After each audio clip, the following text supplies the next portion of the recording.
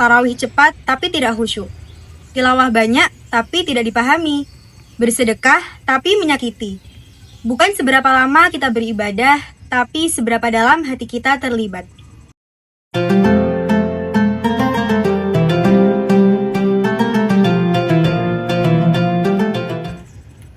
Bismillahirrahmanirrahim. Assalamualaikum warahmatullahi wabarakatuh. Alhamdulillahirabbil alamin.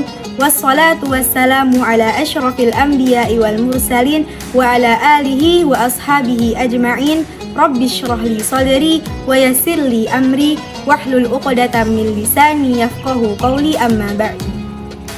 Alhamdulillahirabbil alamin. Sahabat Al-Qur'an yang dirahmati Allah Subhanahu wa taala, marilah kita terus-menerus bersyukur kepada Allah atas banyak sekali nikmat yang diberikan kepada kita. Salah satunya yakni nikmat dapat bertemu kembali dengan bulan suci Ramadan. Bulan yang penuh dengan keberkahan, kemuliaan dan keistimewaan di dalamnya. Sahabat Al-Qur'an pasti sangat bersemangat sekali dalam beribadah. Namun seringkali di bulan Ramadan ini kita terjebak dalam angka dan durasi.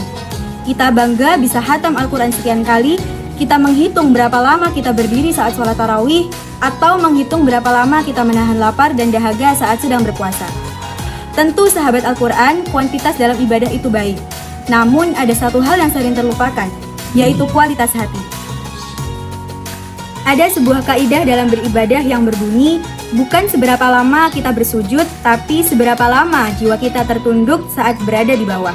Dan bukan seberapa haus tenggorokan kita, tapi seberapa haus jiwa kita akan ampunan Allah Subhanahu wa ta'ala. Sahabat Al-Quran yang dirahmati Allah, lalu mengapa kedalaman hati begitu penting dalam beribadah? Ada 3 alasan mengapa kedalaman hati begitu penting.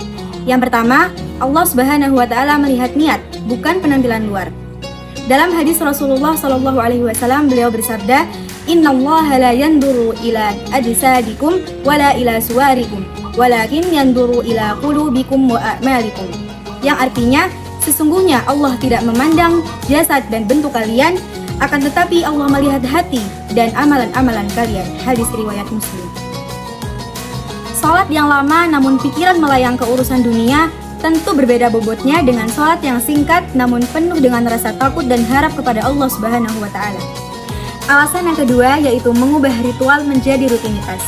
Tanpa keterlibatan hati, ibadah Ramadan yang kita lakukan hanya akan menjadi ritual tahunan yang hambar.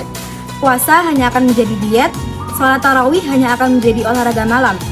Oleh karena itu, hati yang terlibat akan merasakan begitu manisnya iman. Dan alasan yang ketiga adalah dampak dari setelah Ramadan. Ibadah yang dilakukan dengan keterlibatan hati yang tulus akan membekas pada karakter kita. Jika kita benar-benar menghadirkan hati dalam setiap ibadah kita, dalam setiap puasa kita, maka insya Allah setelah Ramadan, Allah Subhanahu wa ta'ala akan memudahkan kita untuk terus menjadi lebih baik.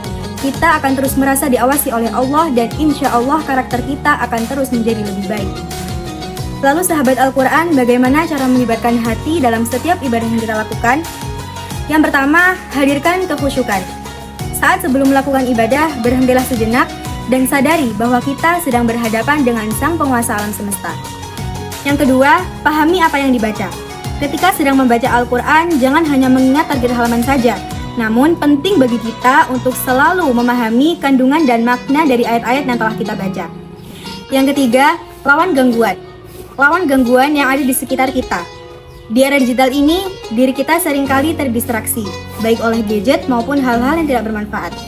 Letakkan gadget, tinggalkan hal-hal yang tidak bermanfaat, tenangkan pikiran, dan fokuslah pada ibadah yang akan kita jalani.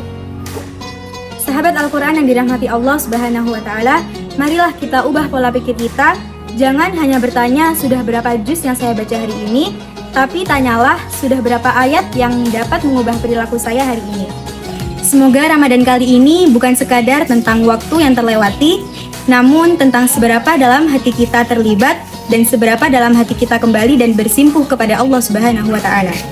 Jazakumullah khairan katsiran. Assalamualaikum warahmatullahi wabarakatuh.